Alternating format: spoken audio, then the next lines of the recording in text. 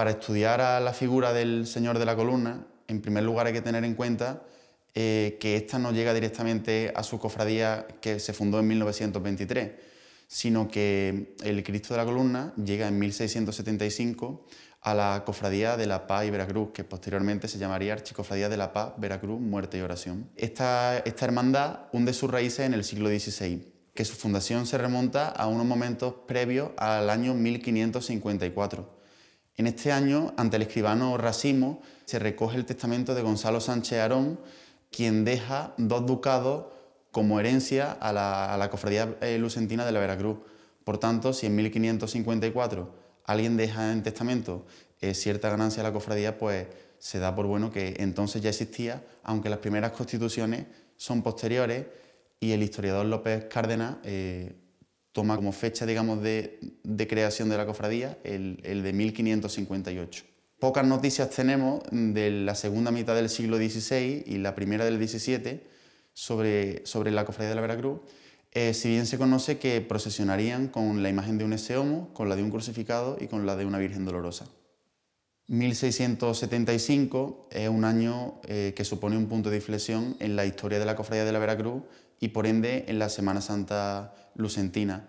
Estando don Luis de Guzmán y Soto, contador mayor del estado de Comares, al servicio de los duques de Medinaceli al frente de la cofradía, se realizan una serie de incorporaciones artísticas y patrimoniales que cambiarán el rumbo de la corporación y de la propia Semana Santa, como bien digo.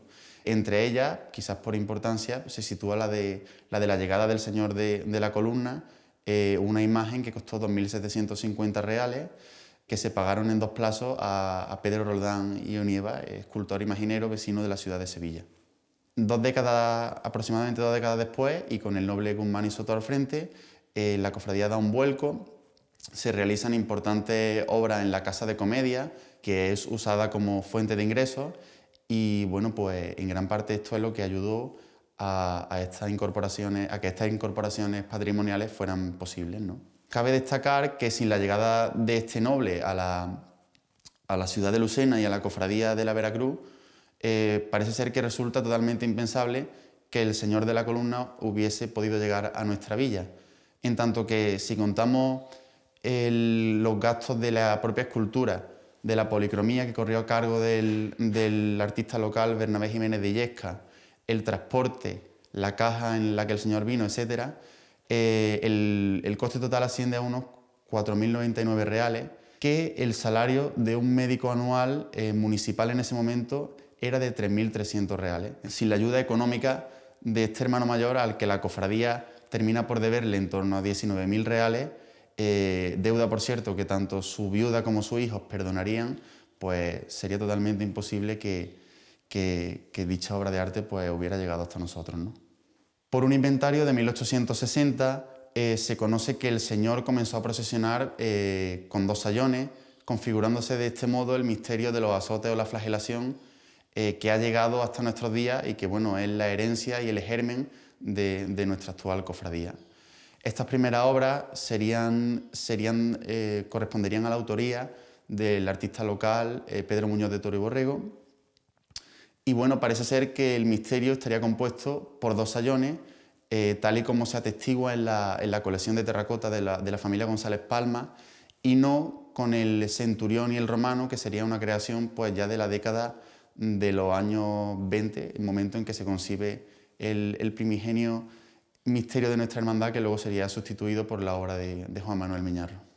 La primera referencia que conocemos a esa autoría de la obra del Cristo de la Columna, Pedro Roldán, se remonta a 1808, momento en que Fernando Ramírez de Luque publica su archiconocida obra Tarde divertida.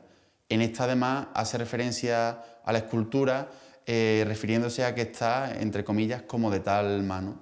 Esto puede hacer referencia bien a un buen estado de conservación de la imagen, o quizá a que este autor, que además creo recordar que perteneció a la Cofradía de la Veracruz, de tal modo que conocía la obra, pues supiera o quisiera constatar de cierto modo que desde que Roldán lo esculpió y Bernabé Jiménez de Illescas lo policromase, la imagen no sufrió ningún retoque y ningún otro autor intervino sobre ella.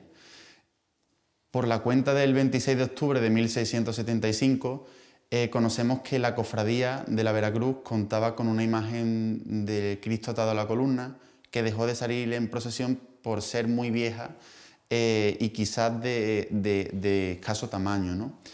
En el contexto de 1675 tenemos de fondo también la intervención del obispo don Francisco de Alarcón y Covarrubia, quien digamos que orienta a las cofradías hacia realizar imágenes de buena calidad y no de barro ni de pequeñas dimensiones.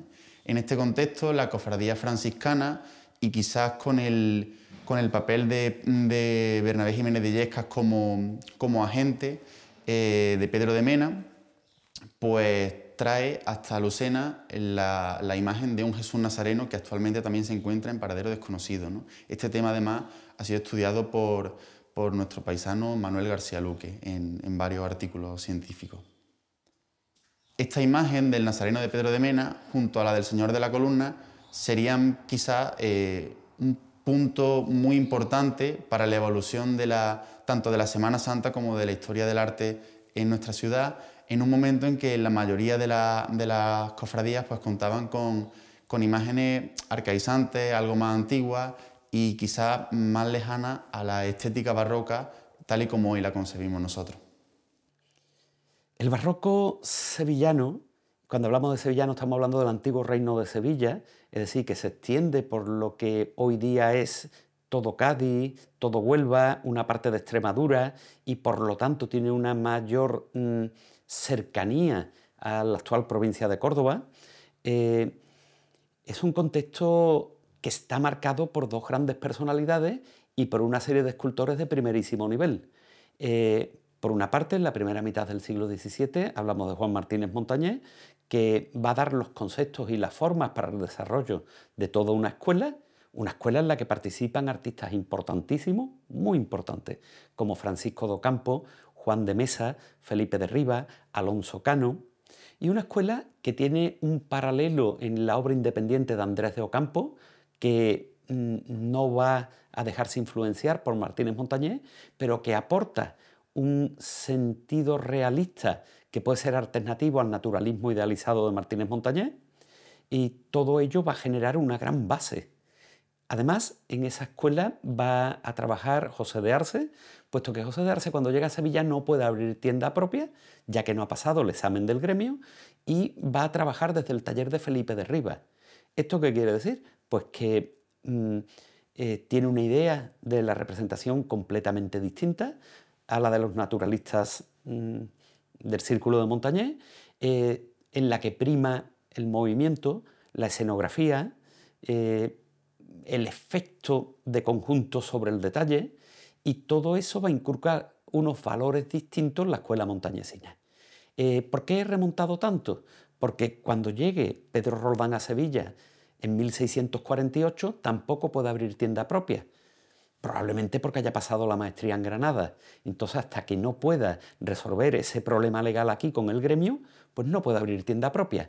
Y va a entrar a trabajar también en el taller de los Rivas.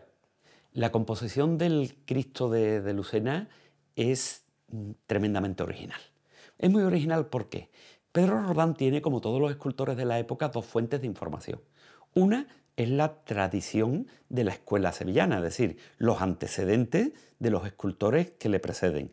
Desde ese punto de vista aquí tenemos modelos desde época medieval. Ya hay uno de Pedro Millán, que procede de la parroquia Santa Ana y que se conserva en el Museo de Bellas Artes de Sevilla, que sigue el modelo antiguo de columna alta. Y después tenemos el modelo renacentista, que desarrolla tanto de bulto redondo como en relieves Jerónimo Hernández. También Vázquez el Viejo en relieve. Entonces, de todos esos modelos nos aportan bueno, pues una composición normalmente con las manos por delante, fijadas a la columna, muy distinta de la que elige Pedro Roldán aquí. En definitiva, esto quiere decir que en relación con esos antecedentes locales y en relación con las estampas que conocemos que pudieron tener en estos talleres, Pedro Roldán ha desarrollado una gran inventiva. Una gran inventiva no solo porque amarre detrás, sino porque esto implica un movimiento distinto del cuerpo y una proyección distinta de la imagen, con lo cual altera también, cambia también la relación con el espectador. Pero hay que decir que eso Pedro Roldán ya lo ha ensayado antes. Lo ha ensayado antes porque, por ejemplo, en los ladrones del misterio de la exaltación de la Hermandad de Santa Catalina, en esos ladrones, que son de una calidad muy superior a todo el misterio y que puede haber una cierta relación formal con esta imagen de Lucena, ya tenemos la iconografía de las dos figuras atadas atrás y, por lo tanto, sacando los hombros y con ese movimiento tan particular. La restauración del Cristo ha supuesto para esta Junta de Gobierno pues, un reto importante. Desde que nuestro hermano mayor entró y juró su cargo, pues sabíamos que uno de sus proyectos, quizás el más importante, era la restauración del Cristo.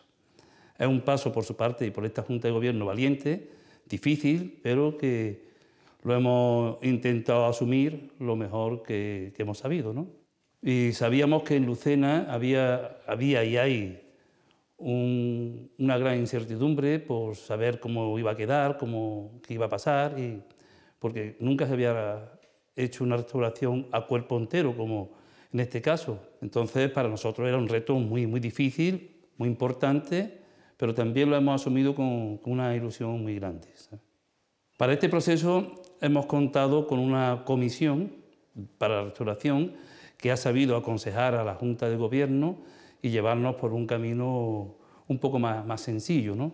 Para esta comisión pues, se nombró a gente, a personas que tenían un nivel de preparación y entendíamos que era muy necesario para pues, ir aconsejándonos qué pasos teníamos que seguir y cómo hacerlo, ¿no? Todo esto aderezado con nuestro hermano mayor, que siempre nos ha acompañado en todo momento, ¿no?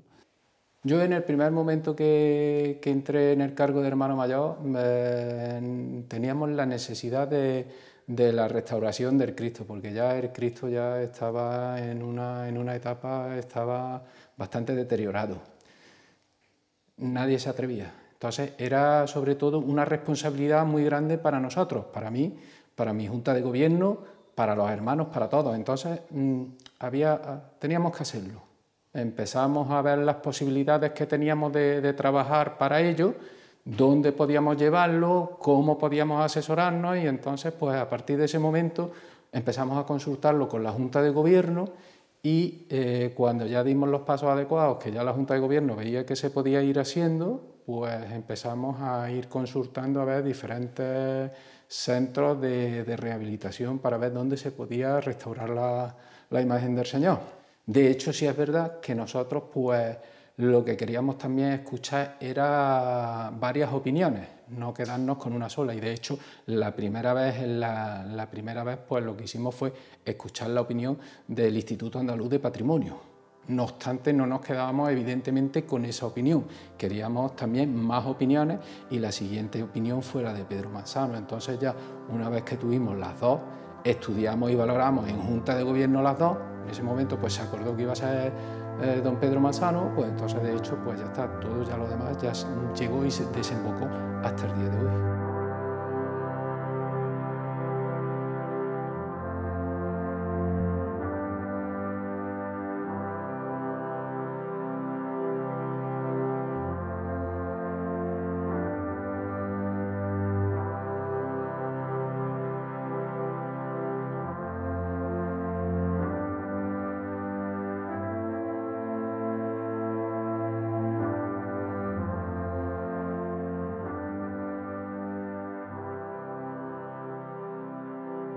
En líneas generales, el estado de conservación de la imagen no era el adecuado ni el conveniente, dados las alteraciones que presentaba a nivel de soporte, es decir, de la madera, y a nivel de policromía.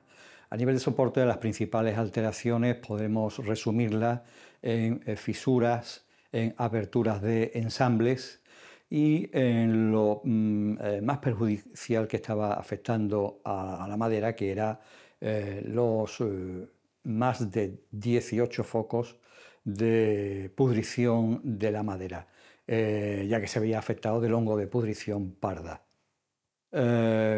También la unión con la peana denotaba falta de estabilidad, puesto que la última intervención que tiene la imagen se le sujeta a la peana a través de unos pernos metálicos, pernos que ya evidenciaban un desgaste, sobre todo de la madera circundante, y creando holguras y creando una cierta inestabilidad en el conjunto de la imagen. A nivel pictórico, era evidente también una importante carga de suciedad que envolvía toda la imagen, suciedad que se veía acompañada también de algunas zonas que se habían repintado, como ya digo, en la última intervención que tuvo la imagen. Estas zonas que se encuentran repolicromadas pues se centran principalmente en el paño de pureza, en la zona posterior, debido al constante roce del cordón con el cual se le atan las manos. También presentaba repintes en el rostro, motivados por una pieza de madera que se debió de mover, creando un escalonamiento, y el tratamiento que dieron evidentemente no era el más correcto, puesto que tuvieron que cortar la madera para igualar la superficie, y posteriormente pues concluyeron repolicromando todo lo que era el rostro del señor. Curiosamente también posee ojos de cristal, aunque en la actualidad lo que podemos contemplar son esos ojos de cristal, pero cubiertos también por unos repintes, motivados porque el ojo izquierdo se encuentra roto y falto del cristal, por tanto eso motiva que se pinten estos ojos y que le dan esa mirada tan característica y que pues, prácticamente todo el pueblo de Lucena tiene en mente, y que evidentemente pues, no hemos perdido con esta intervención. La relación entre las formas y la expresión es fundamental en este tipo de esculturas. Es decir, todas las decisiones técnicas que hemos comentado y el desarrollo formal resuelto con esas decisiones técnicas tienen como objetivo comunicar, y comunicar un momento muy determinado de la pasión de Cristo. Tengamos en cuenta que en esta segunda mitad del siglo XVII es cuando surgen los misterios. Hablar de qué simboliza la postura de Cristo es muy relativo, puesto que una misma representación iconográfica puede tener distintas orientaciones. ¿Qué pasa con el Cristo atado a la columna de Lucena? Fíjense dónde clava la mirada. Imaginémoslo encima de un paso. Está clavando la mirada en los devotos que están delante del paso, aquellos que lo van a ver pasar en procesión por delante suya, o aquellos que van a la capilla y se sitúan por delante en el altar. Clava la mirada. Este Cristo te mira a ti ahora mismo, espectador. Bueno, ese contacto visual directo que ya vemos en Cristo y el alma cristiana de Velázquez, unos años antes que en esta imagen, que vemos en alguna imagen de Alonso Cano, está proponiendo una conexión espiritual íntima, personal, directa. Bueno, creo que la posesión es determinante para ello, puesto que por una parte comunica con el público en general, que está viendo a un Cristo al paso, un Cristo que sufre un castigo tremendo, un Cristo que sabe que tiene que seguir y que tiene que llegar hasta el Gólgota, porque allí es donde se va a culminar todo, pero al mismo tiempo que ofrece esa visión general múltiple, que tiene distintos puntos de vista según lo estemos contemplando, además ofrece otra directa con los que están delante. De esa manera establece dos niveles de comunicación y por lo tanto dos niveles distintos, uno intelectivo y el otro visual. El estudio mediante imágenes médicas realizado a la imagen a través de la tomografía axial computerizada no solamente nos ha permitido conocer el estado de conservación interno de la imagen, los desajustes entre las piezas de madera, los principales focos de pudrición, sino que también nos ha permitido conocer que la imagen está construida con madera que yo denomino de reciclaje. Es decir, es una madera que se ha utilizado en otro momento, en otra construcción, que se ha extraído y que pues se ha utilizado en la construcción de la imagen. Esto se determina por las imágenes médicas que nos presentan las zonas de extracción de grandes clavos de forja que estaban sustentando esas piezas de madera entre sí y entre otros elementos. Desafortunadamente, en prácticamente todas estas zonas ocupadas por los clavos de forja se han visto afectadas por el hongo de pudrición. Esta forma de construcción no es la primera vez que consigo poder verla en la obra de Pedro Roldán, puesto que en la intervención que se realiza en el conjunto escultórico de la Hermandad de la Exaltación de aquí de Sevilla, en concreto en las imágenes de los dos ladrones que presentan una disposición muy similar a la del Señor, el estudio de TAC también nos determina que fueron realizadas con este mismo tipo de madera.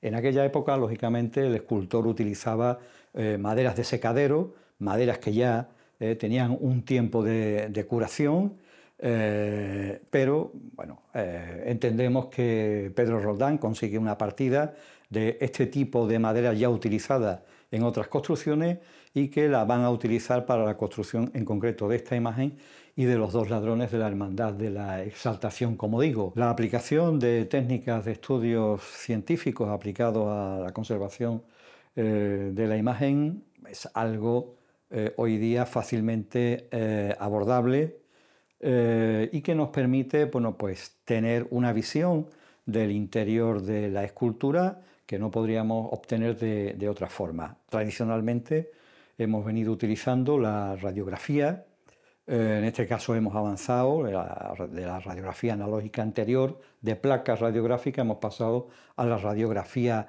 digital, cuya resolución es mucho mayor. El problema de la radiografía es que comprimimos un volumen sobre un plano y todas esas capas, bueno, pues se nos amontonan unas encima de otras. Sin embargo, con la tomografía axial computerizada podemos tener una visión del interior en sentido axial, en sentido coronal y en sentido sagital, con lo cual la visión del interior de la imagen es completa.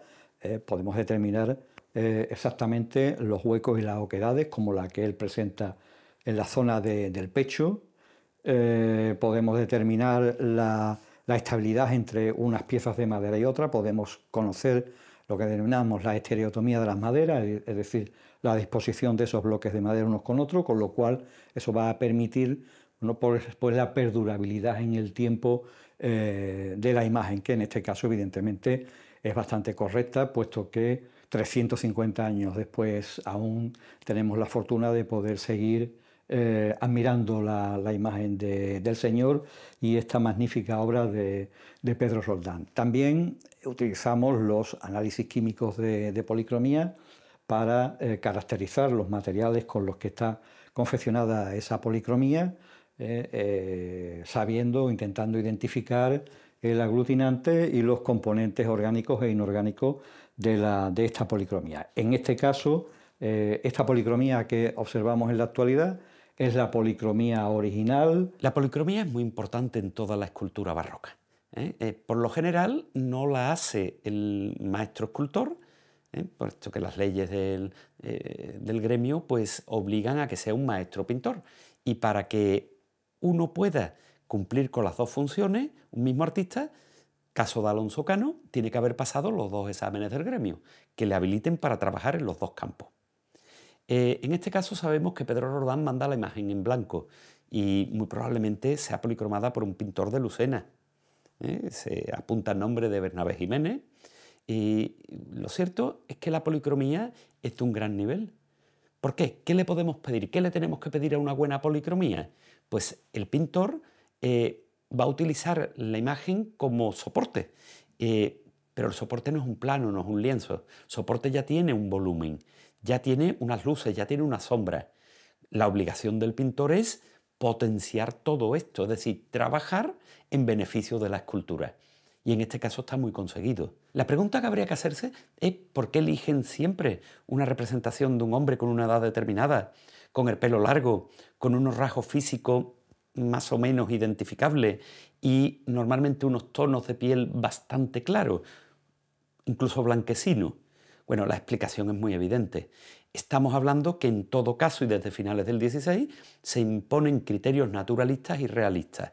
Por lo tanto, se tiene que buscar un hombre de una edad aproximada a la de Cristo, ya sabemos, los 33 años de la antigüedad, y en función de esto va a haber unas características anatómicas muy comunes en cuanto a la definición física, no en cuanto a la ejecución de la talla, que ya dijimos que varían enormemente. Uno de los momentos más importantes o más críticos dentro del proceso de restauración sería cuando abordamos la problemática de la limpieza de la policromía. En este caso, pues la imagen se veía sumamente afectada por un ennegrecimiento generalizado, con algunas zonas de contacto en donde había perdido ese ennegrecimiento y podríamos intuir el aspecto de la policromía original, con un paño de pureza excesivamente también cargado de suciedad y ennegrecido, no solamente por la suciedad que se determina y se caracteriza en el análisis químico de la policromía, sino también por otras intervenciones anteriores que han ido aportando y sumando pátinas y barnices que con el paso del tiempo se han ido degradando y deteriorando, confiriendo ese oscurecimiento de la policromía. Como ya digo, el abordar siempre el proceso de limpieza suele suscitar bastantes debates, puesto que la imagen llega con un aspecto y vuelve con otro.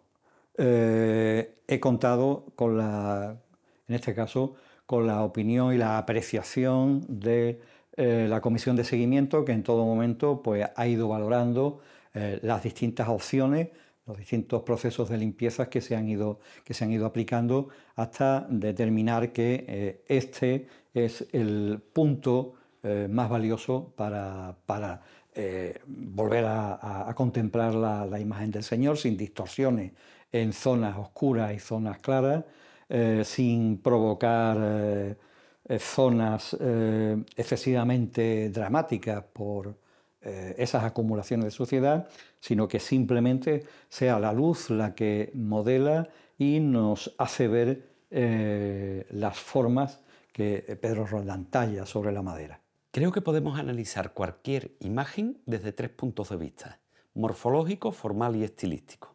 Desde el punto de vista morfológico, es decir, sobre cómo lo ha tallado y qué características pueden ser muy específicas de Pedro Roldán, yo destacaría, por una parte, los grandes golpes de gubia que muchas veces quedan visibles, como podemos ver, por ejemplo, en el costado de Cristo. Aquí tenemos un golpe de hachuela perfectamente visible.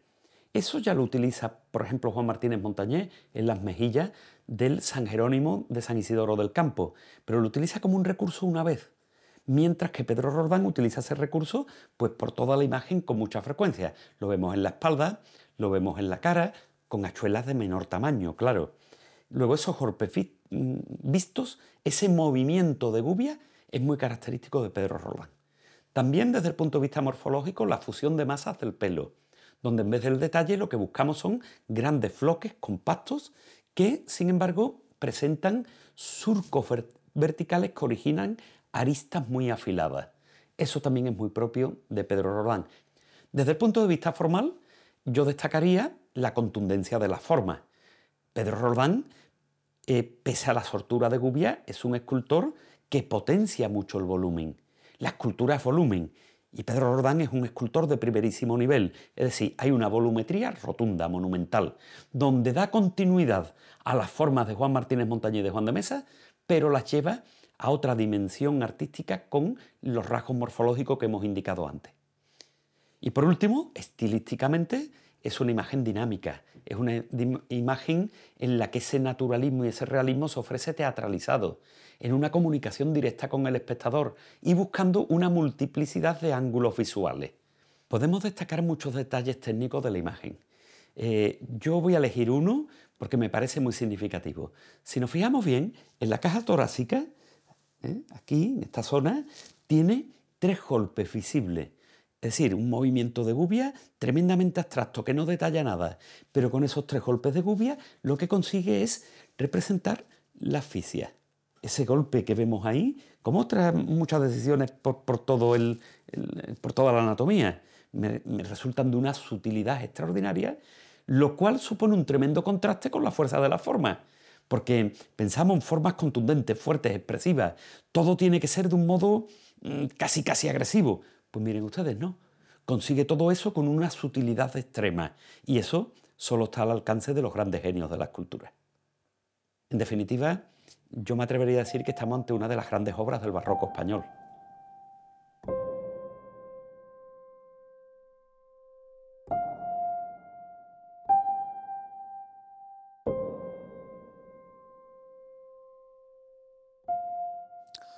El proyecto de intervención conservativa en la imagen de nuestro Padre Jesús atado a la columna se ha abordado desde un punto de vista científico y multidisciplinar.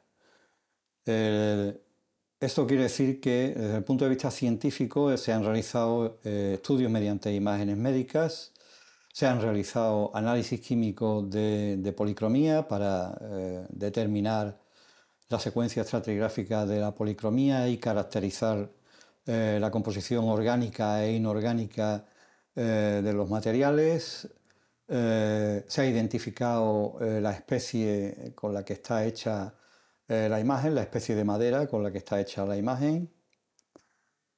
Y también se ha intervenido desde un punto de vista multidisciplinar, contando con otros profesionales afines a la conservación y restauración de obras de arte, aparte de contar con un equipo de trabajo de restauradores, los cuales, bueno, pues entre todos hemos conseguido que la imagen vuelva a recuperar su estabilidad estructural y su riqueza cromática, la cual, bueno, pues podemos contemplar en la actualidad.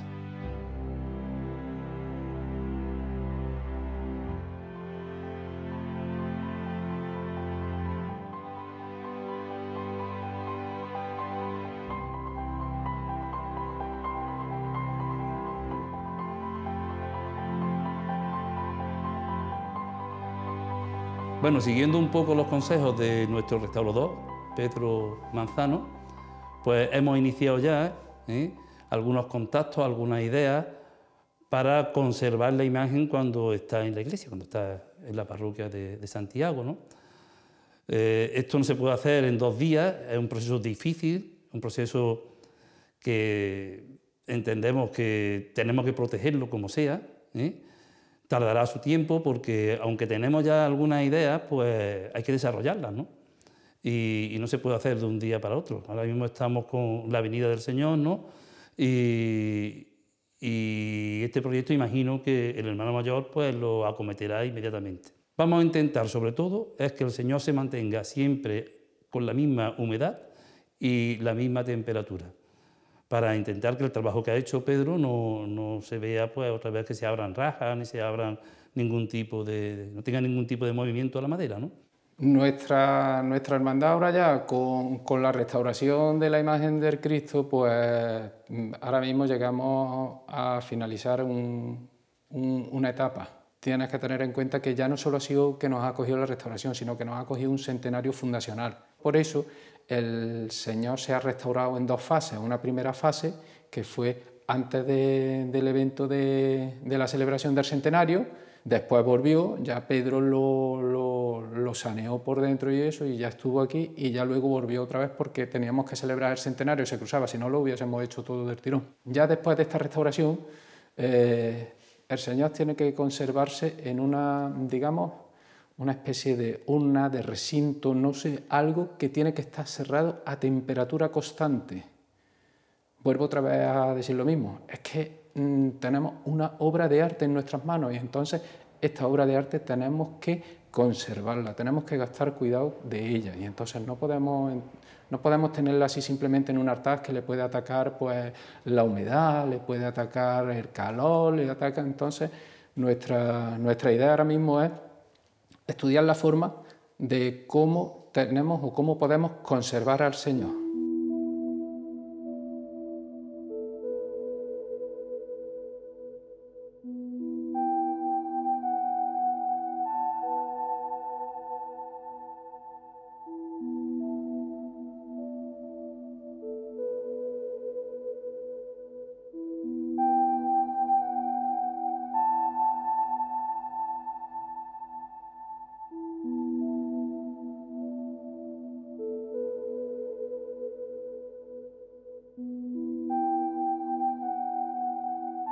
pues la verdad es que tenemos ese sentimiento de orfandad, ¿no?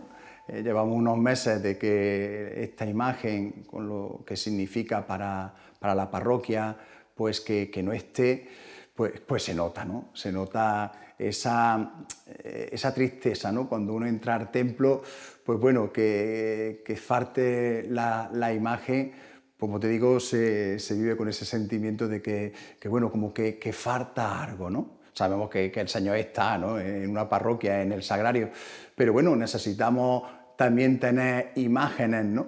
Y por lo tanto, pues se nota, ¿no? Incluso en la feligresía, esa nostalgia, ese deseo de que esté pronto el Señor de la Columna en su sitio.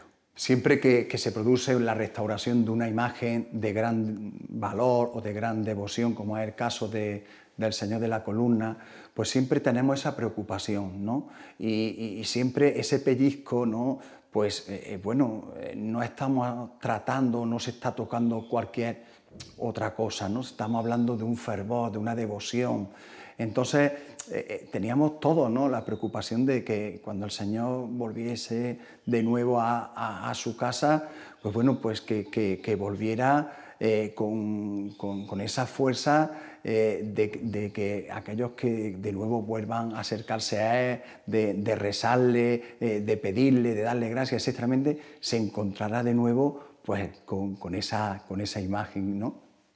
Bueno, evidentemente Lucena es una ciudad rica en cuanto al patrimonio y una de las partes más importantes, bueno, pues las tienen las cofradías. Las cofradías de Lucena tienen una labor fundamental en cuanto a la conservación de ese patrimonio. Lo que estamos intentando desde la Delegación de Patrimonio es, bueno, pues que esas ayudas que hemos comentado antes, poder aumentarlas dentro de nuestras posibilidades y que el dinero sea realmente una ayuda muy necesaria y además que le venga bien, no sea una ayuda simbólica, sino una ayuda realmente importante.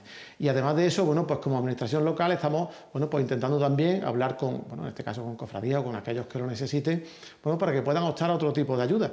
Y creo que se están haciendo las cosas bien tanto a nivel provincial como a nivel autonómico. Tanto la Diputación Provincial de Córdoba como la Junta de Andalucía está sacando ayudas también para la conservación del patrimonio, a la que también están optando pues distintas cofradías e iglesias de Lucena y otras entidades que yo creo que le está viniendo muy bien para algo tan importante que luego todos los lucentinos pues podemos disfrutar y podemos presumir de ello, ¿no?, pues como es nuestro patrimonio y sin lugar a dudas una de las grandes joyas como es nuestro Cristo de la Columna.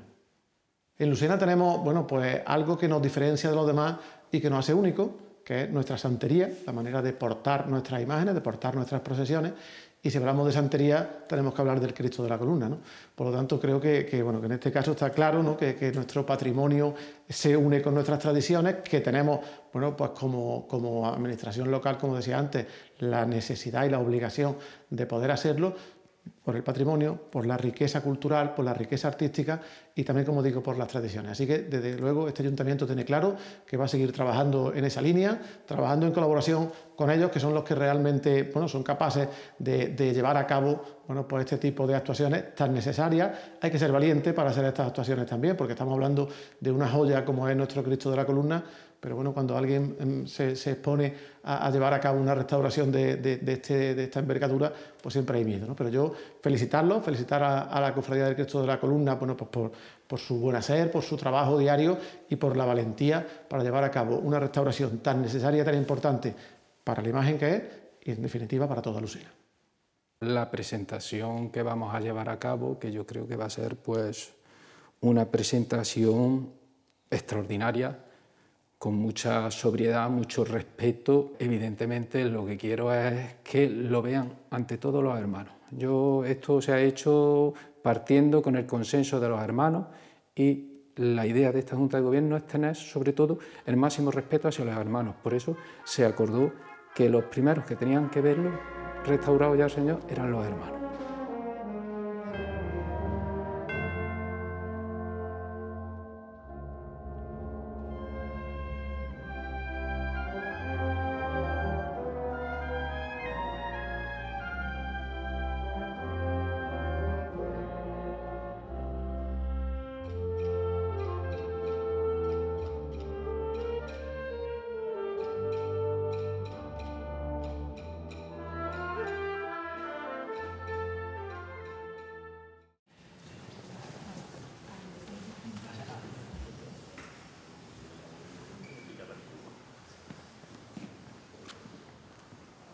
está ya para llegar el Señor va a entrar por la puerta principal y va metido en un cajón, ¿vale? Entonces se va a ver ahora pasar el Señor en el cajón, evidentemente no va a haber nada dentro, y se va a meter en la capilla. En la capilla se va a preparar y cuando esté, pues ya abriremos la capilla y lo descubriremos. Así que nada, ahora el máximo respeto posible, tanto cuando entre, aunque esté dentro del cajón, y ya cuando se descubra, pues seguir las instrucciones de Antonio y ya tranquilamente, aunque los que estén más lejos lo vean peor, pero tranquilamente ya iremos pasando y iremos viéndolo cada uno con detalle, ¿vale?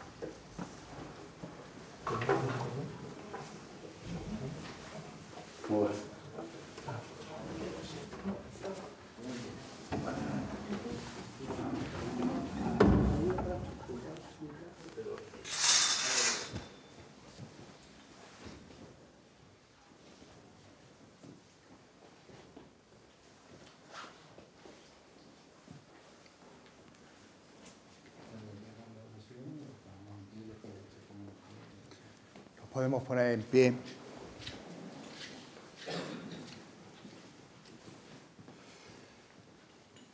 En el nombre del Padre, del Hijo y del Espíritu Santo.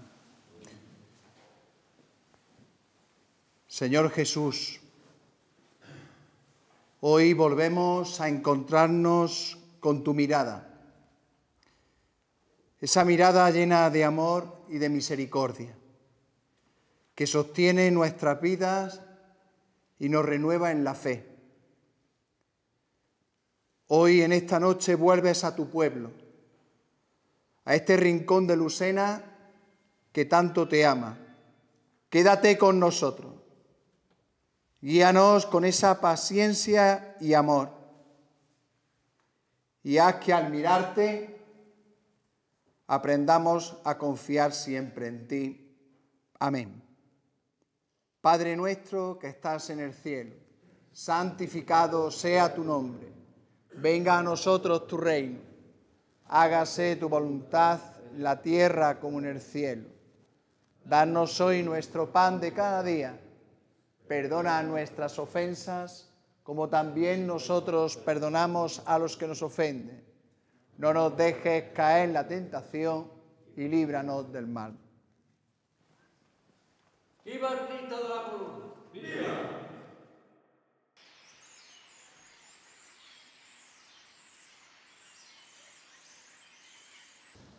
Buenos días, hermanos y hermanas. Ha llegado el día que todos estos meses estábamos esperando, ha llegado. Han sido meses complicados, meses de trabajo, meses de viajes, de preparación, de supervisión, pero el trabajo ya está hecho. Lo que esta Junta de Gobierno se comprometió a hacer, lo ha cumplido. Y lo ha cumplido, yo creo que en su línea, con sobriedad, respeto y generosidad.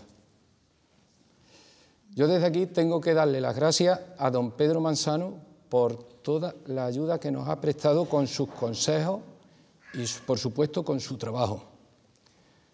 A la comisión que he tenido en todo momento pendiente y supervisando todos los trabajos, encabezada por don Rafael Sánchez Cruz, por los cargos de esta Junta de Gobierno y sobre todo por 3 personas externas a esta cofradía que nos han ayudado con sus consejos y con sus ideas, como son don Manuel Roldán del Valle, don Javier López y don Manuel García.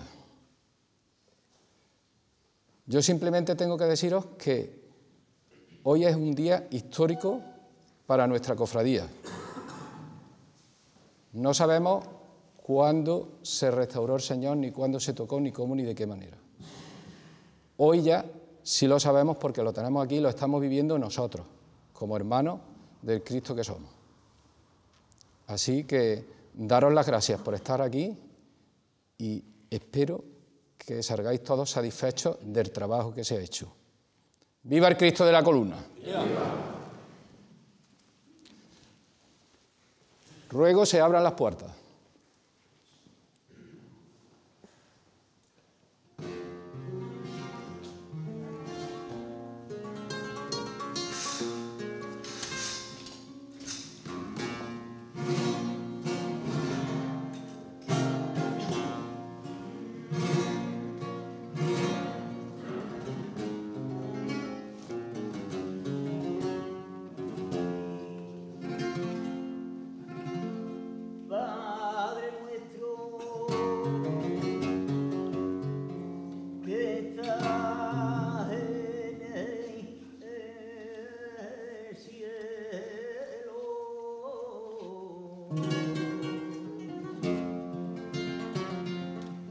Santificado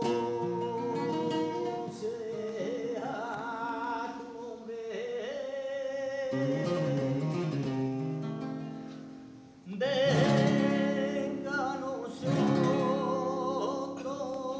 tu reino. Venga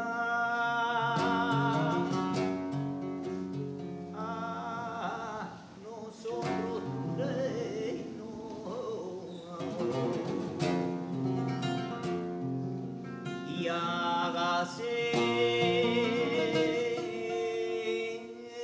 tu voluntad.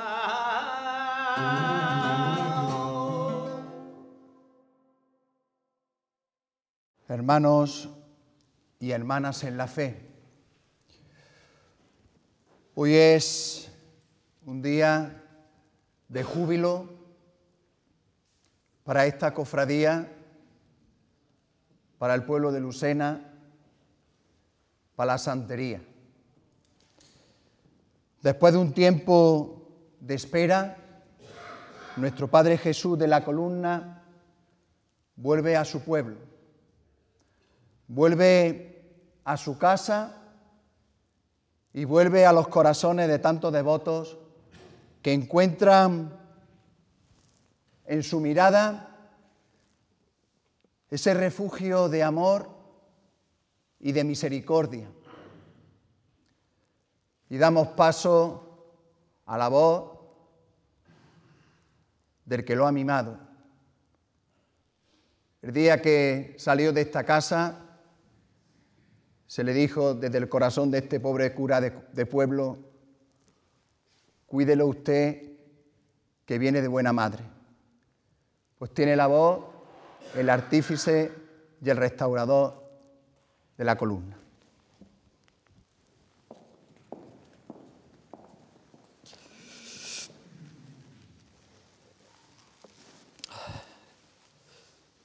Señoras y señores, buenos días.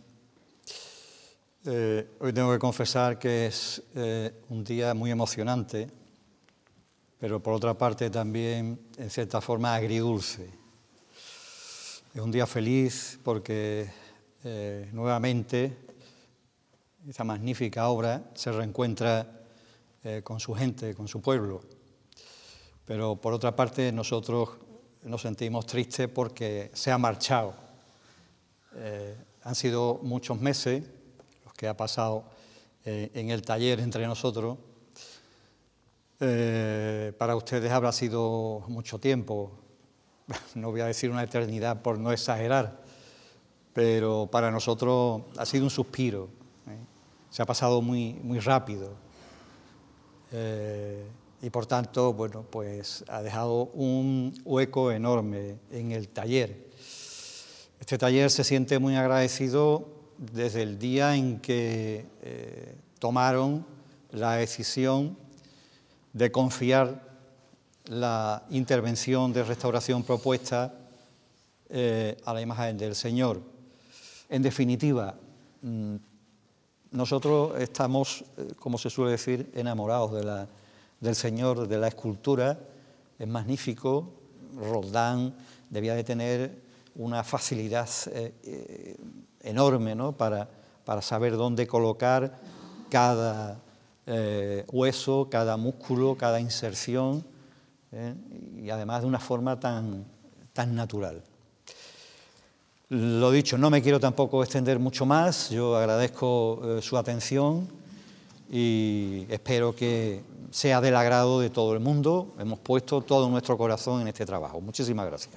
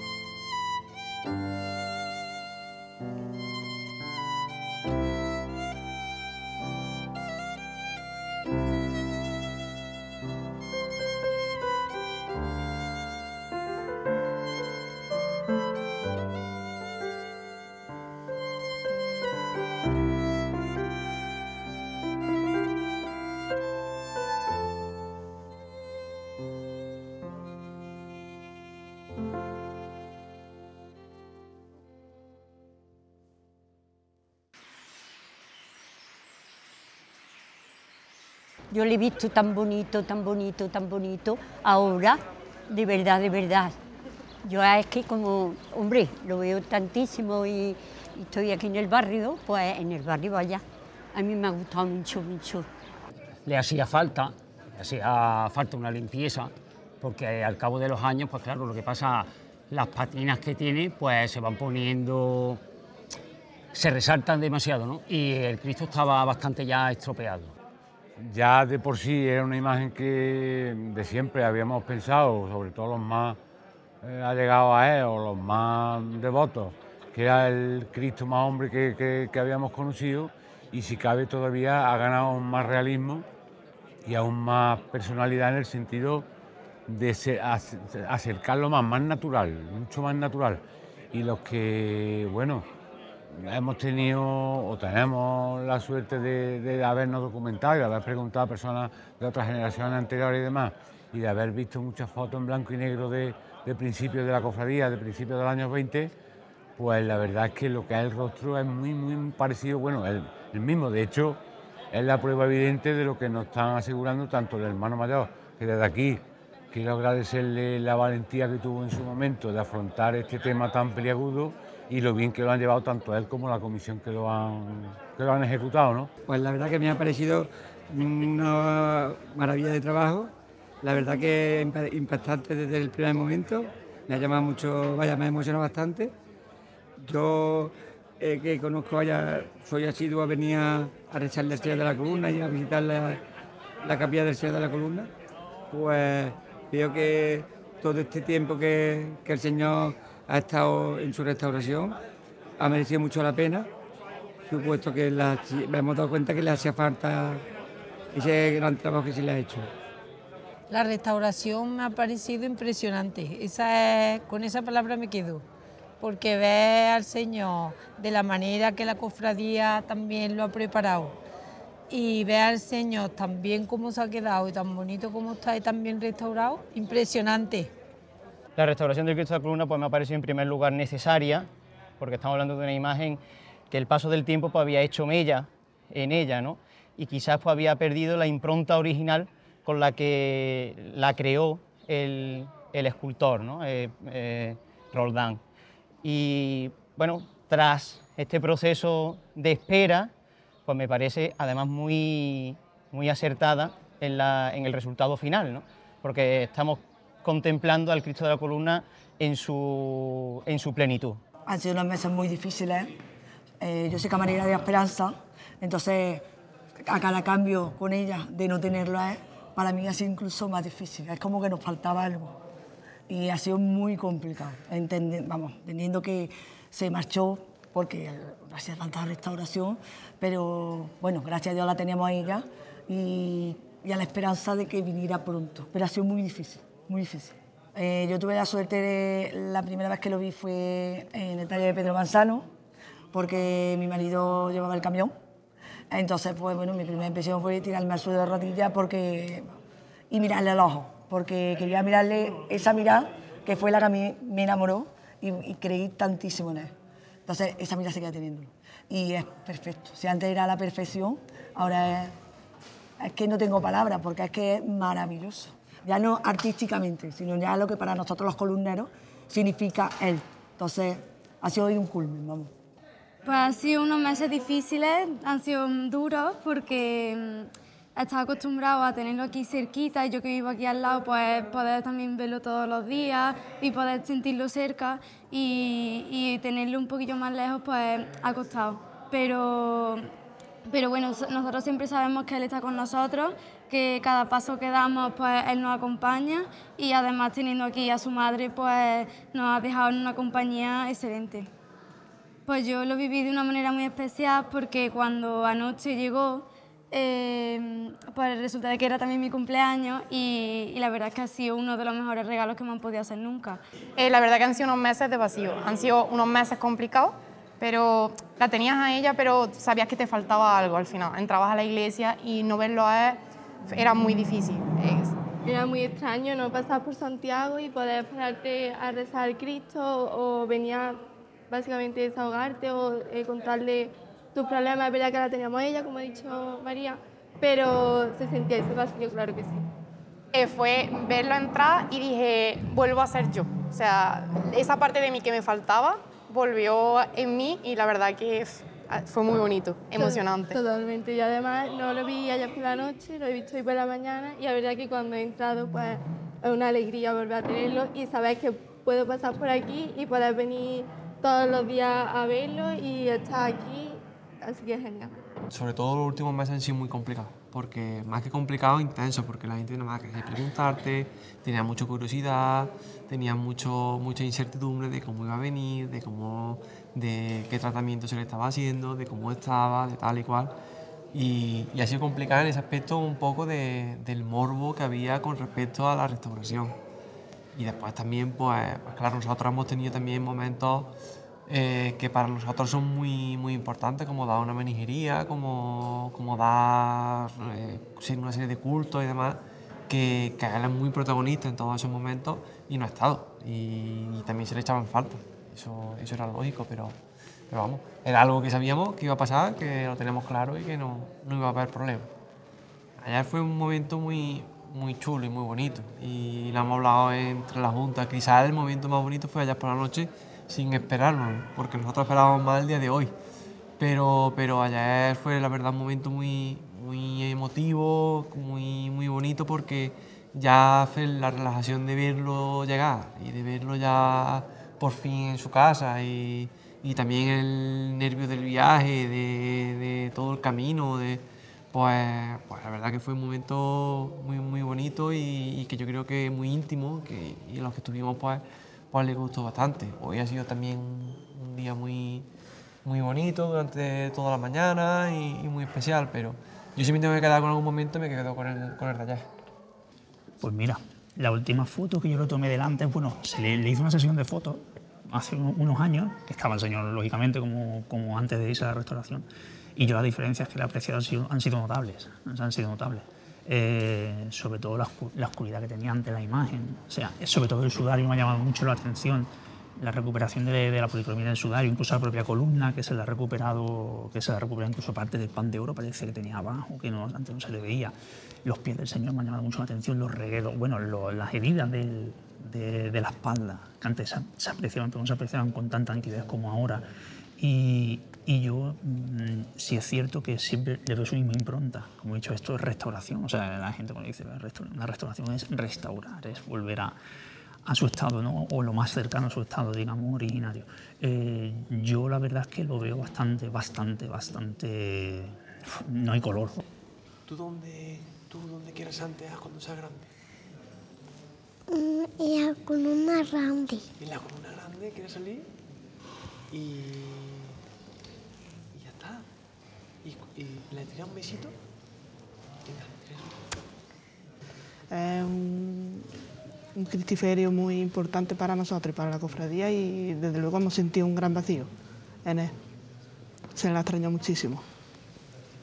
Ha sido pues un vacío en la parroquia, en el barrio, pero ahora que está aquí de nuevo, todos pues estamos encantados de que esté de nuevo aquí y que podamos disfrutar de su mirada y de todo eso que tiene que lo hace distinto a los demás. Muy emocionante. Ellos han estado esta mañana, él y mi hijo, y venían muy contentos. Es que ellos son hermanos y han podido venir esta mañana en el encuentro ese. Y entonces, pues es verdad que iban súper contentos, mi hijo también. Yo lo acabo de ver y la verdad me ha emocionado, está precioso, precioso, está muy bien, muy bien. Una cosa que casi nunca vemos, la espalda del Señor. Sí. Porque siempre, si lo ves en el trono, siempre lo ves por delante. Detrás lleva los sayones y no lo ves. Y como que no te fijas tanto. Y cuando vienes a verlo, tú siempre lo ves ahí en el altar delante, nunca puedes darle la vuelta a verlo. Bueno, como todo en la vida, lo primero cuando venía, los primeros días que veníamos a Santiago, y miraba y veía, aunque veía a la Virgen de la Esperanza y te llenaba también, pero notaba ese vacío que ha dejado el Cristo en el tiempo que ha estado fuera de Lucena, evidentemente. Luego, pues, poco a poco te vas como acostumbrando, pero claro, sabiendo que la espera iba a ser larga y difícil, pero al final todo llega, todo tiene su compensación. Cuando llegamos aquí a Lucena, yo esperaba menos gente. El hermano mayor nos había comentado que estaba la Junta de Gobierno venir y la Junta de Gobierno, claro, cuando se abren las puertas, todo cerrado, todo el mundo en silencio, la nave llena entera de gente, pues una impresión, vamos, que nos quedamos entrecogidos. De hecho, vivimos unos momentos de mucha emoción porque aquí nos tiramos 15, 20 minutos todo el mundo callado viendo al Cristo, nadie decía nada, nos quedábamos ahí todos mirándolo y hubo lágrimas, como tú viste, y fue emotivo, fue bastante emotivo. Y ya muchas ganas ya de tenerlo aquí, evidentemente.